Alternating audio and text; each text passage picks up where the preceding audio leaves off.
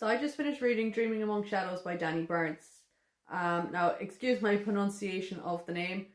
She does have a pronunciation guide at the beginning of the book, but I find it easier to type into Google and get him to speak it to me, and I'll play it a few times, so it might not be accurate.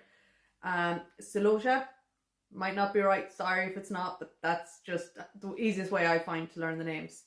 So she is a princess who has special powers that she comes into on her 20th birthday.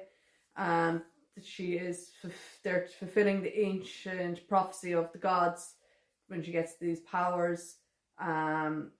She has these dreams as well she connects with an unknown fae called Zen, and they communicate through these dreams, and she doesn't really understand like why she's communicating with him, but he teaches her how to work her powers, how to control them, all of that good stuff. Now, I had very mixed feelings about this book. So the first part, I felt like there was a lot of characters thrown at me.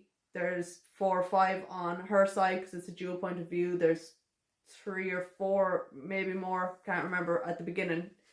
Mainly you zone in on 3 or 4, but at the beginning I think there might have been a few more. Sorry. And I just found it a little bit confusing. But that's it's always the same at the beginning of a book, trying to get to know the characters and that kind of thing and who's who. So then it just kept going, and you've got the reality of what's happening, and then you've got what's happening in the dream that she has with Zen and their communication. So again, that was a little bit confusing for me as well, but that's fine. So I got to about 33%. I was on Kindle, so I got to about 33%, and I was kind of like, don't know, is this book for me? I was going to DNF it. I wasn't feeling it. I wasn't sucked in like I was hoping I would be.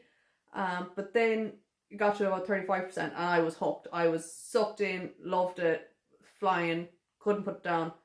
But then once we got over what happened, I don't want to give away any spoilers, but once I got over what happened and stuff, again, it just started falling away for me. There was a few surprises that made me go, catch your attention, but I just felt my attention was just going again very fast. Then at the end, the ending was just like, oh my god, jaw dropping. So like it was like a real roller coaster. It's up and down, up and down. But the ending has left me wanting to read the next book.